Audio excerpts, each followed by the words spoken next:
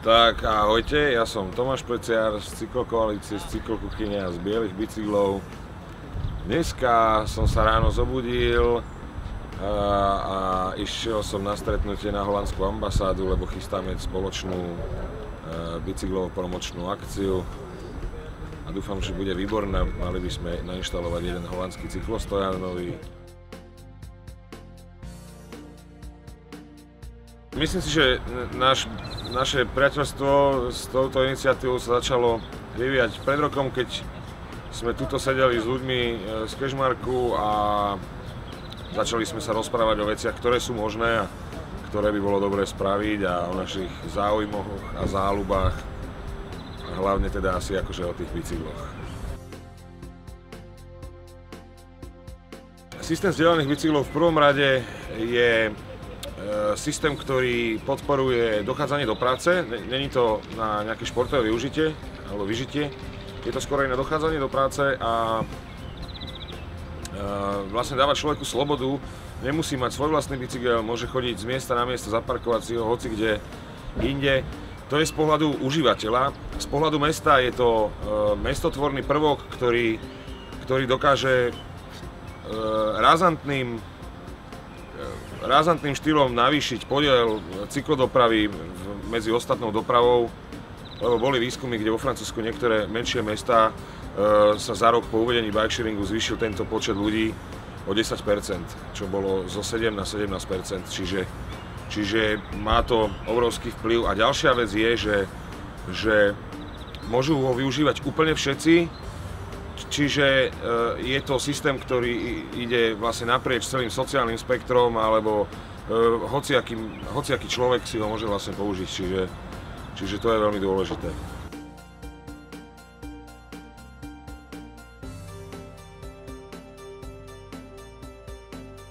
Myslím si, že ten hlavný dôvod je mienkotvorný a mestotvorný, lebo bicykel dáva tomu človeku, ktorý ho používa, slobodu.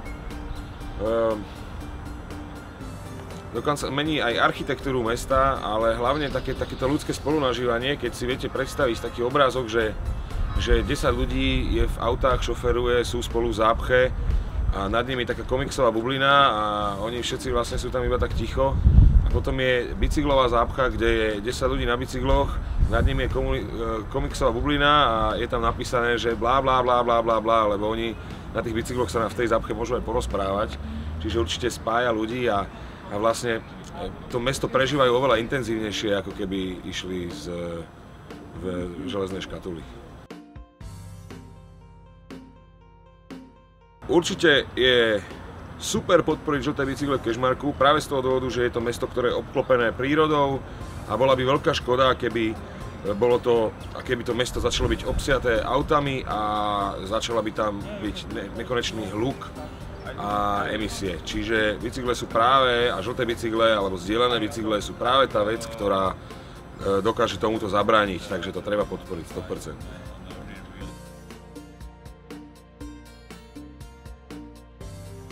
Aktívna občianska spoločnosť je niečo, čo začína fungovať od nejakého 2010 roku v Bratislave. Je to veľmi komplexná vec, rozhodne je podporovaná projektami ako participatívny rozpočet, ako budovanie udržateľnej mobility a samozrejme komunikácia s občianskymi združeniami a s aktívnymi ľuďmi zo strany municipalít, čiže otvorené dvere. K občianskej spoločnosti by som chcel dodať jeden veľmi dobrý nástroj, ktorý sa volá www.odkazprestarostu.sk, ktorý je jeden z nástrojov, ktorý občiansku spoločnosť na Slovensku veľmi definuje, kvôli tomu, že je tam mapa, kde môže každý dať svoju značku a napísať problém, ktorý mu vadí. Je to veľmi krásny a dobrý projekt. Začína sa pomaly, ale iste Velorúcia, ktorá bude pokračovať cyklokraciou a ten podiel ľudí, ktorí prestanú chodiť autami na tú každodennú prácu, sa bude stále zvyšovať. Či už budú chodiť peši, MHDčko alebo bicyklami, to je jedno, ale budeme žiť v mestách, ktoré nebudú až také hlučné a teším sa na tú dobu a som rád, že tomu môžem prispievať. A vyzývam k týmto aktivitám všetkých ostatných, aspoň niečím málo, akože, ako môžu prispieť.